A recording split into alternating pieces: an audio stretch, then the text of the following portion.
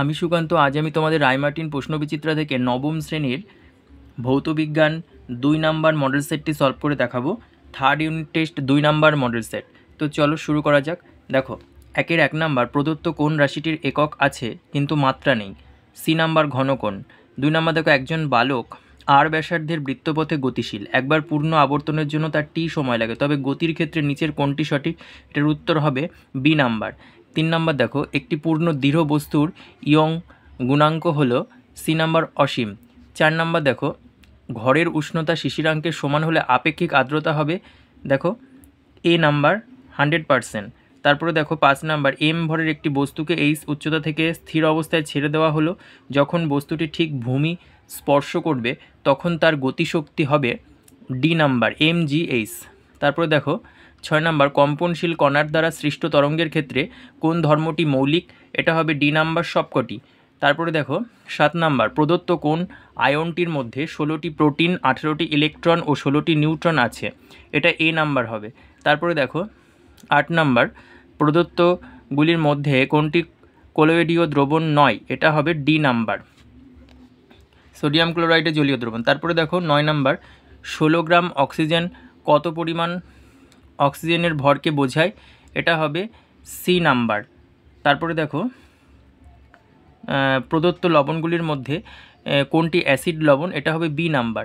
তারপরে দেখো 11 নাম্বার, কোন প্রশমন বিক্রিয়ায় ফেনল পথ্যালিন নির্দেশক উপযুক্ত? এটা হবে বি নাম্বার। তারপরে দেখো, কেরোসিন তেল ও জলের মিশ্রণ থেকে উপাদানগুলিকে পৃথক করার জন্য কোন পদ্ধতি ব্যবহার করা হয়? এটা হবে এ নাম্বার, পৃথকীকরণ, ফানেল। তারপরে দেখো, প্রদত্ত কোন পদার্থের উপস্থিতি জলের অস্থায়ী ক্ষরতার কারণ? এটা হবে সি নাম্বার। দেখো 2-এর 1 নাম্বার, লোহার আপেক্ষিক গুরুত্ব 7.9 হলে এসআইতে লোহার ঘনত্ব কত? দেখো লিখে দিয়েছি 7.9 × 10 cube KG per M cube. 2 number, প্রতিমিত বল কাকে বলে? যা একক ভরের উপর ক্রিয়া করে বস্তুটি ত্বরণ উৎপন্ন করে, তাকে বলে। 3 নাম্বার, পৃথিবীর চারিদিকে আবর্তনশীল কোনো কৃত্রিম উপগ্রহের ক্ষেত্রে অভিকেন্দ্র বলের জন্য কৃতকার্য কত হবে? 0। তারপরে দেখো 4 নাম্বার, আইসোবারগুলি হলো একই ভর সংখ্যা বিশিষ্ট পরমাণু, আইসোবারগুলির পারমাণবিক ভর সমান হয় কি না? তারপরে দেখো 5 নাম্বার, 19A39 এবং 20B40 এর পরমাণুগুলির পারস্পরিক সম্পর্ক কি? আইসোবার। তারপরে দেখো কোন পদ্ধতিতে NaCl এবং NH4Cl এর মিশ্রণ থেকে উপাদানগুলি পৃথক করা যাবে? এটা হবে সলভেন্ট এক্সট্রাকশন। ইউট্রোফিকেশন কি? দেখো, জলে শৈবালের পরিমাণ বেড়ে অক্সিজেনের মাত্রা কমে যাওয়াকে বলা হয় ইউট্রোফিকেশন।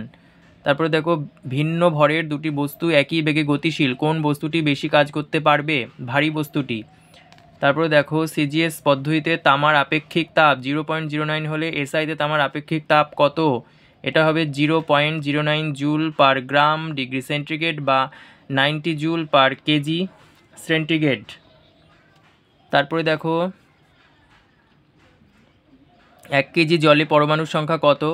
লিখে দিয়েছি দেখো। তারপরে দেখো, কোনো উৎসের কম্পাঙ্ক 100 হাজ হলে উৎসের কম্পনের পর্যায়কাল কত? দেখো দেখে নাও। তারপরে শূন্যস্থান পূরণ।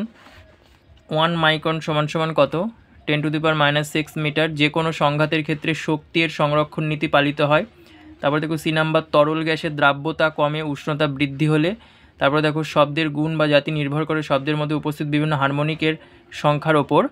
তারপরে দেখো সত্য মিথ্যা, এ নাম্বার, যদি কোনো বস্তু একই সময় অবকাশে একই দূরত্ব অতিক্রম করে তবে বস্তুটির সমদ্রুতি সম্পন্ন হবে, সত্য। তারপরে দেখো, উষ্ণতা বৃদ্ধির ফলে গ্যাসীয় পদার্থের সান্দ্রতা বাড়ে, সত্য। একই উষ্ণতা ও চাপে সকল গ্যাসের মোলার আয়তন সমান হয়, সত্য। N2O হলো একটি উভধর্মী অক্সাইড, মিথ্যা।